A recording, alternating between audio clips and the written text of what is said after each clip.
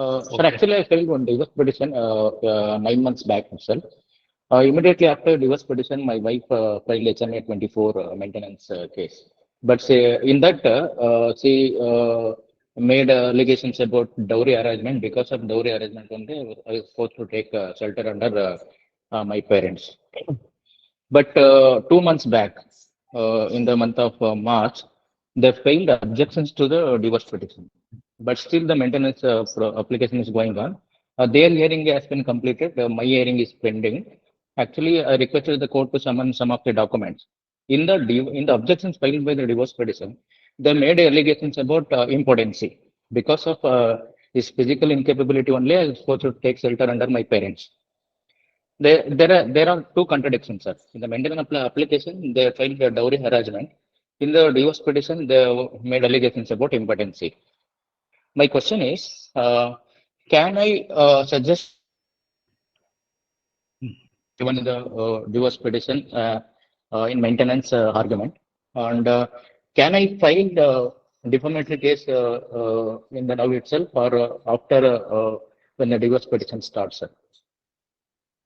See, let me clarify. You were married. You don't have any children, right? Yes, sir. Yes, sir.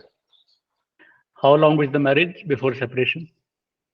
Only 3 months, sir. Only 3 months. That in 3 months, she was in their parents' home, sir. Actually, hardly 1 week she might have stayed with in my home, sir. So one thing you need to check is that your divorce, I believe it was filed after 1 year of marriage. So that's after 1 year of marriage, sir. 1 year of marriage. That too after issuing notice to come back. You sent notice. See, that is the reason I asked, in the format of questions, that all this sequence of events is very, very important. Like, so I'm not asking you specific date. I'm only saying, okay, got married and 3 months, she stayed, then she left. And so that's the final separation. Sometimes what happens is the wife comes back once. I'm not interested in these, mini events, but the final separation, because from that point of time, the things start. And the legal notice which you have sent, that's also very, very important. So, see, the most important thing is what was the reply, if any, to the legal notice? Did she mention about impotence? Sorry. Yes, sir. Yes, sir. In the legal notice, she mentioned about impotence. Actually, I have given one police complaint to send her to me. In that, she has given her reply that after 1 month, because my exam is there, so after 1 month, I will go and join with him. But before that, she has given complaint in CWSL. In that also, I requested the officer to see, this is now it's becoming more complicated. So I will tell you how to figure it out yourself. Write down all the sequence of events, all the complaints filed by you and by her, whether to, any major event, including this important thing, right? Yes. And you see, the important thing, my guess is she is contradicting herself, because initially in the legal notice reply, she may not have mentioned about that, or in the complaint she made, or reply to your complaint to police, she may not have mentioned that. Now, see, one more thing we have to understand is it's a matrimonial case, and one thing, the opposite party, especially a woman, man, if he does that, he will be mocked. People will make fun of him. But if a woman says that, I forgot at that time, I was under so much distress, I ran away and came to my father's house or parents' house. So people will say, okay, let the case proceed. At the end of trial, we will find out what the truth is. So that needs patience. Now you have already filed divorce, and generally we don't want to discuss divorce in too much detail. I've already written a book. You can read that. All those things are there.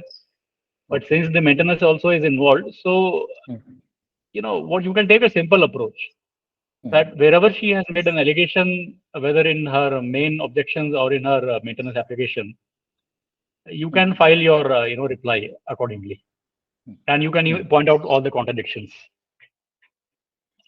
Right. So if she has mentioned in one but not in the other, so you can mention that not only she has mentioned in this petition and maintenance application there is contradiction. There is contradiction with her prior complaint to police or CW cell, whatever it was. And even at that time, when I filed a complaint to police, she said she will come back within 1 month, but she did not file any. She did not mention anything about impotence or all this dowry harassment. But dowry harassment is a very catch-all. It's like a gift from the gods, basically, for women who don't want to stay with the husband, because like then basically it means that things will drag on for a while, because see, she wants to fight it out. When I say fight it out, meaning like you have to be a little bit patient. Maintenance she has filed already, and probably she's not even doing a job because she's studying. Generally, women who want to study after marriage, I'm not saying all the women, but this is a pattern I have seen, that women who want to continue to study, they will keep on doing some course, some cooking course, some correspondence course, some this that. Rest assured, they will never work. Basically, they will always keep studying.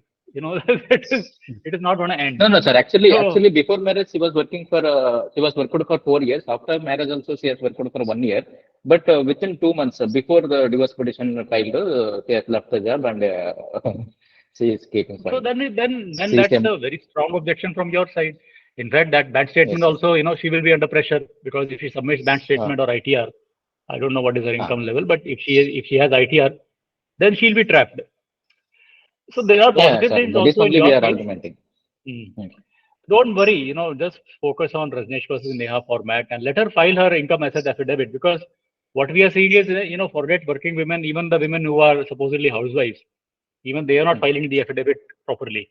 So they are scared basically somehow. We don't understand fully what this thing, but basically my feeling is because the format itself says, in the end it says, if you say anything false, then you're liable to perjury, section 191. There are multiple sections.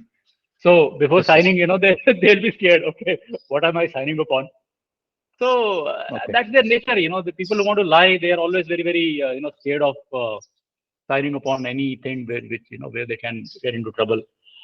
And so about defamation, I'm not very sure. See, what you can do is, I have not studied that part myself. There is one Kerala High Court judgment we discussed in the Telegram group. I have not studied it myself, where the point was whether filing a defamatory allegation in a petition, the court, can it constitute defamation or not? So I've not gone through the complete what was the final result of that. But unlikely, I would say, unless she has told the relatives, your relatives or her relatives, on WhatsApp groups or some social media or Facebook. Generally, they don't do that because they are careful. They will spread under and they will say indirectly. See, it will not be. Sometimes they don't use the word impotent, whatever language you use. They will say there will be some indirect word, like he cannot have a child or he is not capable. Capable of what exactly? So it is like an indirect thing. Or, there is some physical, he has some lacking, whatever. So I don't see much complication. Focus on, just file the replies promptly. And no need to delay, because see, she was a working woman. So there is absolutely no point of delaying. File it immediately, and let her come to the court, because we don't want her to sit idle for even 6 months or 1 year. Let her come to the court and explain why she quit her job just 2 months before filing of divorce and all these things. Because she was working for 4 years plus 1 year, right? Yes, sir. Subsequent to marriage, also she has worked, but now she is telling that on the instructions of petition, I left the job. I'm in depression. On the instructions of the petition, I left the job. But petitioner is already staying away from you for 6-7 months. Yes, sir. And he has sent you a legal notice, and you yourself said that you want to join back.